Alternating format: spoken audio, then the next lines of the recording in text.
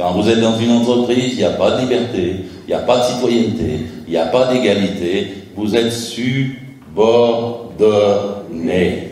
Et c'est pour ça qu'il y a une contrepartie, le code, c'est la contrepartie à votre subordination. Et toutes les offensives idéologiques que nous subissons chaque matin quand on se lève, moi c'est France Inter, Dominique Seux, c'est Corbin.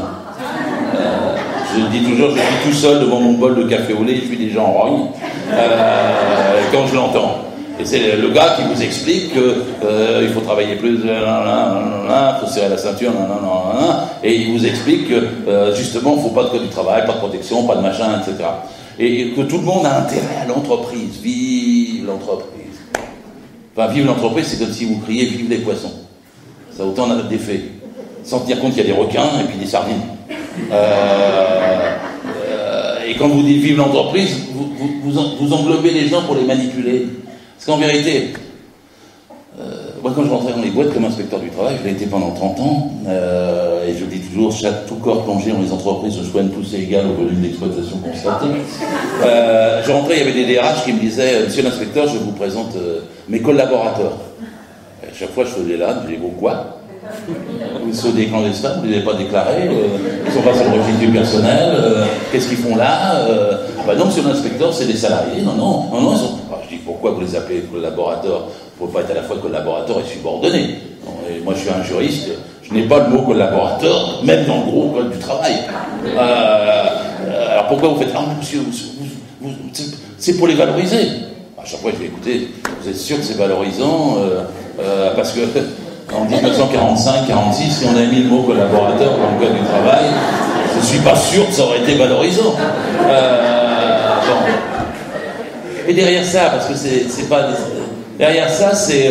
vous êtes dans le même challenge, vous êtes dans le même défi, vous êtes dans le même bateau, enfin jusqu'à ce que le patron il parte avec le bateau, vous restez amarré sur le quai au Pôle emploi, et vous apercevez que vous n'êtes pas collaborateur du tout.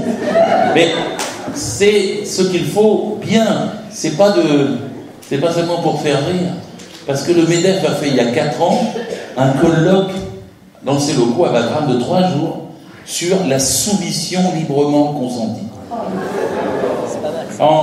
J'ai un très mauvais anglais, mais c'est compliance without pressure.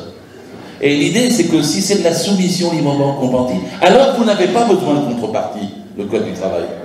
Vous rayez la notion de subordination et vous acceptez d'être soumis à titre égal avec l'employeur. On considère que vous êtes dans un rapport de gré à gré à égalité et non pas dans un rapport de subordination qui mérite une protection. Et là, tout est là, au fond. Quand Combrexel fait son rapport en 44 propositions, c'est pour passer de la loi au contrat, en enlevant la subordination et en arrivant à des contrats de gré à gré entre le salarié et l'employeur, où l'employeur n'a plus les obligations qu'il a dans la loi. Quand vous arrivez au rapport de Bruno Mettling, DRH d'Orange, que Valls a cité en même temps que celui de Combrexel, il arrive à la notion d'entreprise étendue. Alors vous avez l'entreprise, Attali dit à l'avenir, seule l'élite sera salariée.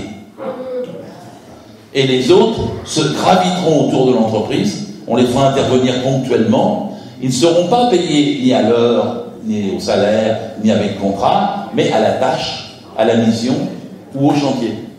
Et cette nébuleuse autour de... Avant, il y a longtemps, il y a 20 ans, il y avait un gars qui s'appelait Choro, qui avait inventé l'entreprise sans usine. Et maintenant, ils veulent inventer l'entreprise sans salariés. C'est-à-dire que vous avez, ou plutôt un tout petit nombre de salariés à statut, et des millions de gens sans statut. C'est d'ailleurs ce que Macron a dit à propos de la fonction publique. Nous allons vers une société non statutaire. Et c'est pour ça que l'offensive se fait autant contre la fonction publique que contre le code du travail, parce que dans les deux cas, ce sont des statuts. Et pour arriver à cette situation, vous aurez l'entreprise centrale, rapetissée, rabougrie, et avec autour des gens qui pivotent, qui virevoltent, mais qui n'ont aucune sécurité, qui viennent travailler quand on les siffle, et qui sont payés selon la tâche faite, alors vous avez détruit, c'est ce qu'ils entendent, le salariat, rassurez-vous. On est 93%, ils n'y arriveront pas. Mais, ils le veulent. Donc il faut comprendre ce qu'ils veulent, et c'est là que vient l'intérêt de décortiquer la loi Macron, ou Combrexel, ou le code du travail. Parce que Macron, il a fait une petite truc simple. Il a modifié l'article 2064 du Code civil. Je suis passé 3 fois dessus au début. J'ai écrit je ne sais plus combien de choses contre la loi Macron sur les 106 articles du début, qui sont d'ailleurs devenus 308 articles à la fin. C'est une loi, c'est incroyable. Ils ont fait un sondage en disant les 65% des Français approuvent la loi Macron. Oui, mais 98% des Français ne savent pas ce qu'il y a dedans. Parce que quand vous avez une loi avec 308 articles qui traitent aussi bien de la marchandisation du don du sang, des autocars, des hôpitaux, des voies ferrées, c'est inouï d'arriver à un procédé aussi antidémocratique, en plus pour 308 articles, votés par personne. Car nul n'a voté cette loi, mais tous, elle s'impose à nous tous. Donc Macron, il modifie l'article 264 du Code civil et une annexe, l'article du 8 février 95, on passe dessus, pourquoi? C'est des codes civils. Pourquoi? Parce que c'est les deux articles, avec le pendant frontalier, qui disent qu'une relation de travail relève forcément du Code du travail. Et ils ont enlevé ça dans le Code civil. Donc il peut y avoir des relations civiles qui ne relèvent pas du Code du travail. Et la loi Macron est très précise. Dans ce cas-là, elle les oriente non plus vers les prud'hommes s'il y a conflit, mais vers des commissions d'arbitrage et des tribunaux civils. Et donc vous avez une coupure qui permet ensuite de casser la brèche, parce que ça remet en cause l'ordre public social au sens strict. C'est-à-dire que là, vous pouvez passer des contrats de gré à gré, où vous n'avez plus le SMIC, où vous n'avez plus les 35 heures, où vous n'avez plus des protections en termes de sécurité, et encore moins, bien sûr, de délégués. Donc, sur ce point, il ouvre la porte. C'est curieux, parce que Cazeneuve continuait à dire que Uber était interdit, et Macron ouvre la porte dans laquelle les avocats d'Uber vont s'engouffrer dans la période qui vient pour essayer de changer les statuts. Et alors, l'histoire, c'est très simple. Hein, les taxis, je suis très populaire sur les taxis en ce moment, parce que j'ai dit, écoutez, vous avez tous les défauts du monde du point de vue de votre propre statut, artisan, locataire, tout ça, c'est pas net, mais c'est tellement supérieur à ce qu'ils proposent pour les VTC, voitures tourisme avec chauffeur, qu'il faut vous défendre vous, parce qu'on vous défend vous, on défend la civilisation contre la barbarie. Uber, c'est Mad Max, hein, c'est une autre étape. J'ai discuté avec un voiturier de VTC. Le gars, il avait 23 ans. Il venait de la banlieue, il crevait la dalle, et il disait, bon, moi, je veux bosser, j'ai besoin d'argent. Je dis, mais aujourd'hui, là, il me ramenait de BFM, il était 23h30, vous avez bossé combien? Il me dit, aujourd'hui, 20 heures. Je lui dis, mais combien dans la semaine? Ah, il me dit, la semaine dernière, 110 heures. Je lui dis, mais vous faites ça tout le temps? Il me dit, oui. Je lui dis, mais qu'est-ce qui vous reste, votre vie et tout? Oui, ma copine m'a quitté. Après, mais votre santé? Il dit, j'ai un début d'ulcère.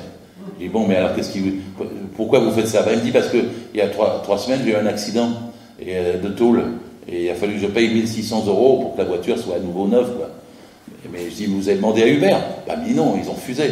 Je dis, vous avez demandé une deuxième fois? Il me dit, oui, j'ai demandé, hein, j'ai fait des lettres recommandées, et maintenant, il ne me donne plus l'application, il ne me donne plus de course. Alors, je dis, mais comment vous faites en ce moment? Il me dit, je suis passé sur une autre boîte, le câble, pour essayer d'avoir des applications et continuer à bosser quand même. Et je lui dis, mais comment vous faites quand vous faites 20 heures? Il me dit, ma mère m'a cousu 2 couvertures pour que je puisse dormir dans la voiture. Je dis, bon, d'accord, mais ça va pas pour la sécurité. Oh, il me dit, mais je suis en forme, hein, je suis jeune, j'y arrive. Il me dit, oh, sauf l'autre jour, parce que là, il y a une dame, elle a écrasé son chewing-gum, elle m'a fait perdre mon contrôle, parce que il faut que ma voiture soit propre. J'ai dit, vous vous occupez de tout ça? Elle me dit, oui, je m'occupe de tout, de l'assurance, l'entretien, etc. Je dis, mais qu'est-ce que vous payez vos cotisations? Elle me dit, non. Je ne paye pas mes cotisations sociales, je ne peux pas en ce moment, parce que je rembourse les 1600 €. C'est le servage. Ouais. Vous savez, j'ai peut-être vu un film qui s'appelle Quémada.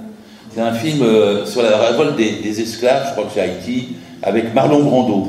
C'est un film de Gilles Pontecorvo. Je vous invite à le revoir si vous pouvez. Alors, les esclaves se soulèvent, et puis les propriétaires terriens tirent dessus, etc., s'organisent pour les abattre.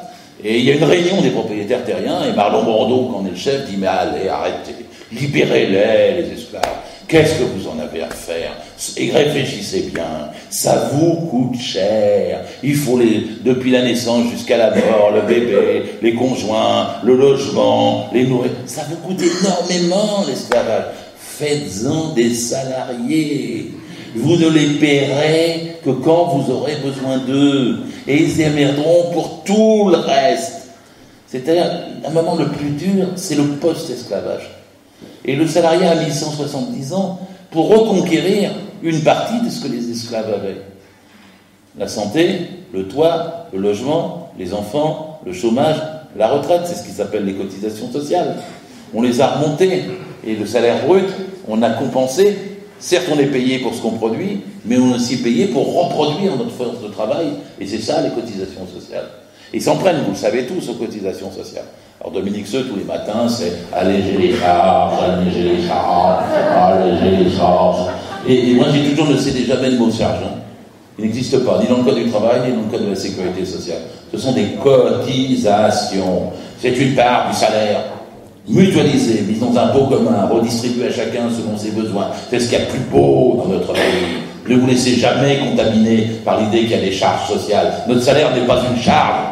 Notre salaire, ça traduit notre travail, notre activité. Et donc, en l'occurrence, c'est pas une charge, c'est un bonheur. Ceci dit, si Dominique Seux tous les matins disait « faut alléger votre bonheur, faut alléger votre bonheur », ça passerait pas.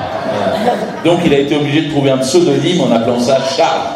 Mais en l'occurrence, c'est ce qui a été conquis depuis la fin de l'esclavage et le début du salariat libre pour arriver à construire des droits et à se protéger et reconstruire une possibilité de vie. Mais c'est à ça qu'il s'attaque. Un jour, Gauthier Sauvignac, c'était la fête de l'UMA d'ailleurs, m'avait dit, dans un débat, un colloque, m'avait dit « J'en ai marre de vous entendre parler de vos cotisations sociales, monsieur Filoche. Prenez-les, on n'en veut plus, débrouillez-vous avec. » Et ça, c'est l'idée générale pour baisser le salaire brut et le salaire net. Ils ont déjà enlevé les cotisations familiales. Ils baissent, la loi Macron, les cotisations handicapées. Et ils vont s'en prendre progressivement au reste des cotisations, puisque un des articles qui passe en ce moment est la simplification du bulletin de paye pour qu'on ne voit plus ce que vous payez. Et donc, l'attaque est globale de ce point de vue-là contre le salariat. Mais ils n'en sont pas encore là. Alors, comment dire, qu'est-ce qu'on peut prendre dans Macron? Va-t-il arriver à faire tout le monde en VTC? Non, bien sûr que non. Bah, ils hésitent quand même. Moi, j'ai vu des tailleurs de pierre auto-entrepreneurs.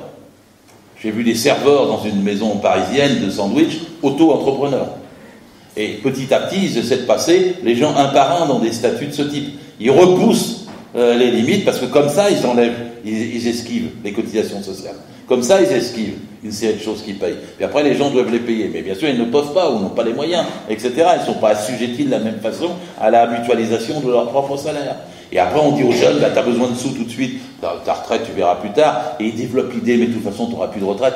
Donc, ils découragent l'idée même qu'on ait la protection sociale et la garantie sociale liée au travail. Bon, après, ils développent n'importe quoi. Un patron vous donne du travail. Un patron vous donne rien. Jamais un patron n'a donné quoi que ce soit à quiconque. Vous vendez votre force de travail le plus cher possible et il l'achète le moins cher possible. C'est exactement ce qui se passe dans une entreprise. Bon, voilà. Et c'est pour ça qu'il y a un code aussi pour réguler cela, en même temps qu'il y a des luttes et des syndicats et des institutions représentatives du personnel. Alors, quand je disais ça l'autre jour, il y a Le Foll à la télé qui dit oui, mais Filoche, il pense que les patrons ne sont pas humains. Oui, bien sûr que les patrons sont humains. C'est pour ça qu'on parle d'exploitation de l'homme par l'homme.